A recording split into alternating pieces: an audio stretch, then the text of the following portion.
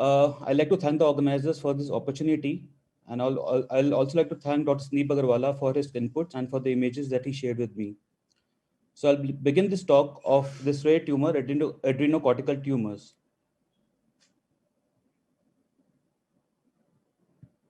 So these are very rare tumors. They constitute only 0.2% of all pediatric cancers.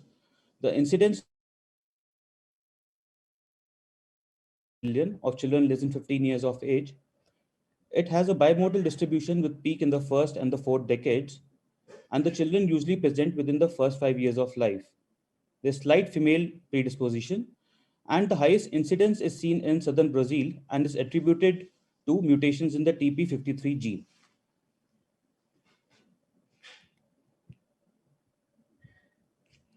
So there are syndromes associated with this tumor. The most commonly associated are mutations in the P53 gene, Lee-Fraumeni syndrome, and also Beckwith-Whiteman syndrome.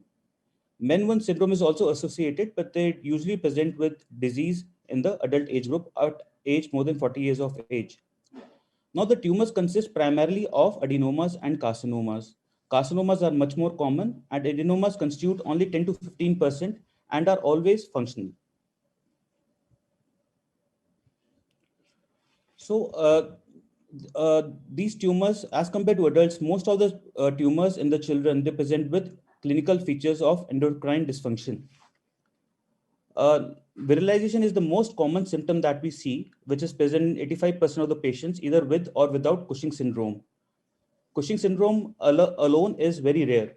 Now here we can see a whole spectrum of presentation, like this child presented with features primarily of Cushing syndrome. There's not much virilization in the child. This child had features of both the Cushing syndrome and also had virilization of the genitalia. This girl had features of virilization and also had significant clitoromegaly. In very few patients, there's increase in estrogens, and these patients may present with early thelarchy and gynecomastia. These cases are quite rare, but we encountered one patient who presented with early thelarchy. Non-functional tumors are rare in children. They are much more common in adults, and roughly 10% of these patients may present with no clinical endocrine dysfunction. Hypertension is present in roughly 1/3 of these patients. Now, coming to the workup, endocrine workup is extremely important. Hypercortisolism needs to be ruled out. For this, the modalities are getting a midnight cortisol done, but the more commonly used method is a 24-hour urinary cortisol or a low-dose dexamethasone suppression test. ACTH levels are also performed to rule out a Cushing disease or ectopic secretion of ACTH. Other hormones that are performed, whose assays are performed, are androstenedione, testosterone, and dehydroepiandrosterone. If the patient has features of only hypertension with no associated feature of Cushing syndrome, then additional hormones that can be that are usually looked for is aldosterone, corticosterone, and also urinary metamorphonephrines to differentiate from pheochromocytomas. So imaging is the next step that we perform, and it is important to assess the local disease extension and the metastasis. So for the local disease, ultrasonography, CCT abdomen or MRI abdomen can be performed. As we know, these tumors are usually aggressive and they involve the local tissues and also the adjacent organs. MRI abdomen recently has become the investigation of choice. The metastasis to the lung can be detected by CECT of the chest. In the current COG protocol, MRI abdomen along with CCT chest and a bone scan has been advised. The most of the studies in which bone scan has been performed routinely did not show metastasis to bone in most of the cases. So utility of this investigation is still not clear. So these are few images of the patient. So renal mass is usually a well-defined suprarenal mass. It shows areas of calcification, as we can see, linear calcification. It has a slight peripheral enhancing parenchyma. And because it's a very aggressive and fast-growing tumor, there are areas of necrosis which are present. The carcinomas tend to be larger, more heterogeneous, and have more calcification as compared to adenomas. Also, during this investigation, it is very important to see the status of the IVC. Is it involved or is there a thrombus present? So the confusion of between adenoma and carcinoma, there's no way to predict clinically or radiologically whether we are dealing with a benign tumor or a malignant one. The only definite clinical clue can be the presence of metastasis, which is characteristic of a malignancy. But adenomas tend to be more localized, they are smaller in size and have smaller volume as compared to carcinomas. So this is the staging protocol that is used by COG and the German group. So in the COG protocol, small tumors which are completely resected and have normal postoperative hormone levels and normal lymph nodes are classified at stage 1. Similar tumors but larger in size are classified as stage 2. Stage 3 comprises of unresectable tumors with residual disease, spillage, presence of positive lymph nodes, or if the levels of the hormone do not normalize after the surgery, and stage 4 are metastatic tumors. The German group usually follows the TNM staging. So we know surgery is the mainstay for this tumors. However, due diligence should be taken in stabilization of the patient in the preoperative period. Most of these patients are hypertensive and they require control of hypertension. Also, many patients have increased levels of hormones. So steroid supplementation during and after surgery is very important. Also, these patients may have impaired glucose tolerance. So also that also has to be stabilized before the surgery. So in the management, it's important that attempt is made to completely resect the tumor, and adjacent organs like kidney, etc. should only be sacrificed once we know that we will be able to resect the tumor completely. Biopsy is not required in a routine case, but only if there's a doubt, then a biopsy is performed. As we all know, these tumors are quite friable, so spill is likely, which can upstage the tumor to stage 3. So gentle handling of this tumor is preferred. Also, we can decrease the handling by giving a generous incision. Like in some cases, a thoracoabdominal approach can also be tried. Laparoscopy should not be performed in this patient because it increases the chances of rupture and recurrence of this tumor.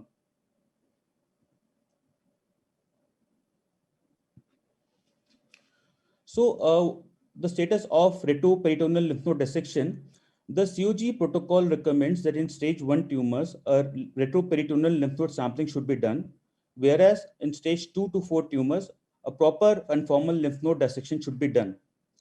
So the area that they define for the dissection is infradiaphragmatic to the division of the major vessels and contralateral till the interaortocaval lymph nodes.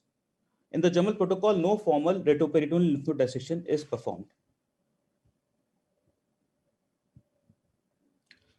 Coming to the chemotherapy, the role of chemotherapy has been refined over the past 1 decade. Earlier, there was only the mitotain was the drug that was often used, but nowadays other conventional chemotherapy like cisplatin, doxorubicin, and etoposide is also being used in management of these tumors. So COG recommends that only patients who have stage 3 or stage 4 disease should receive 8 months of mitotain along with 8 cycles of chemotherapy, which contains cisplatin, doxorubicin, and etoposide. The response assessment is done every 2 cycles, and surgery can be attempted after 2 to 4 cycles if the therapy has been given as a neoadjuvant chemotherapy. The German groups recommends that localized tumor which is not involving adjacent organs, again we do not need to give any chemotherapy. For localized tumors with positive lymph nodes, 2 cycles of NN1 and 2 cycles of NN2 along with 9 months of mitotain is recommended. And for higher stages, 4 cycles of NN1 and 4 cycles of NN2 along with 18 months of mitotain is recommended.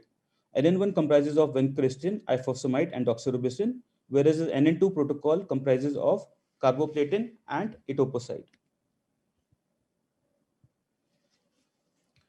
So this is the so once we operate the tumor, we submit the tumor for histopathological diagnosis.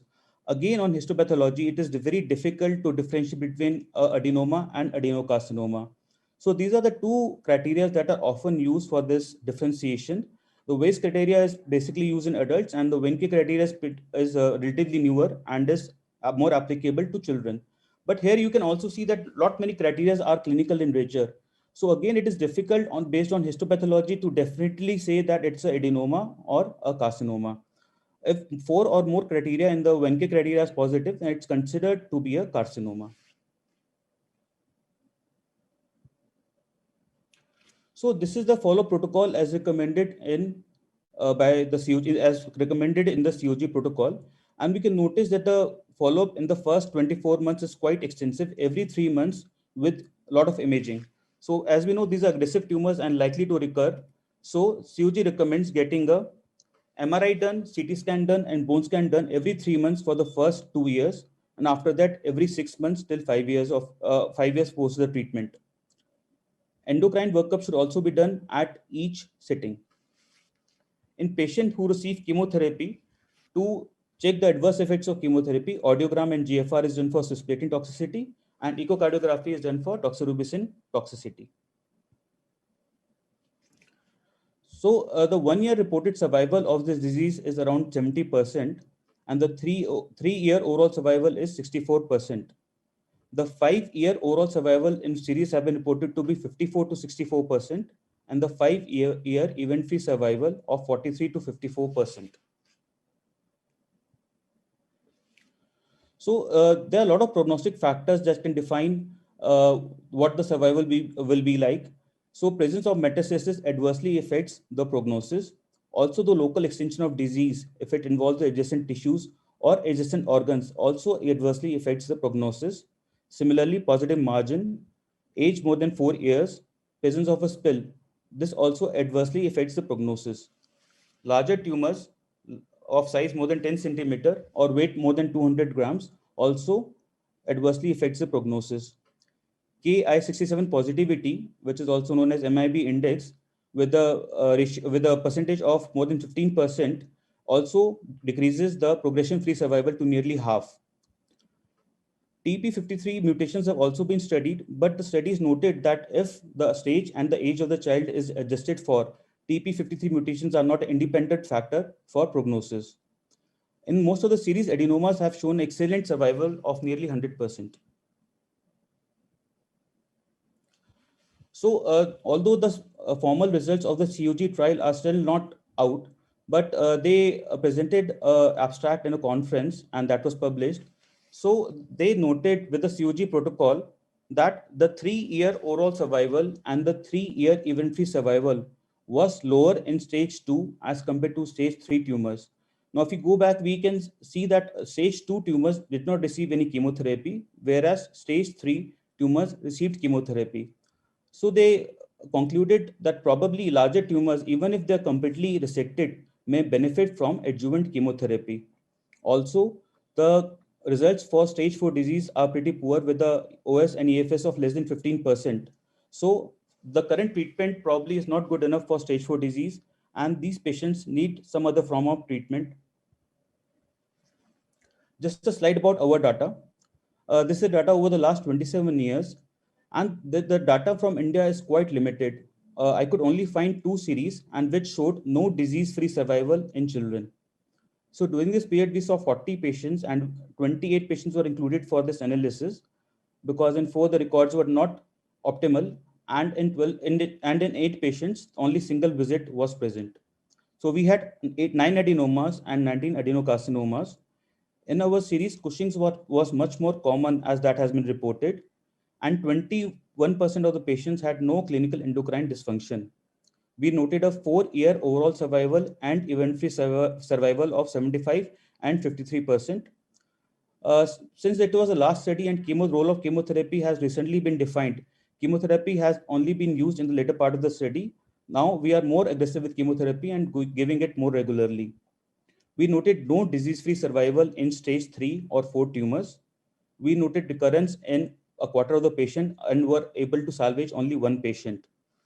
The outcome in adenomas was quite good.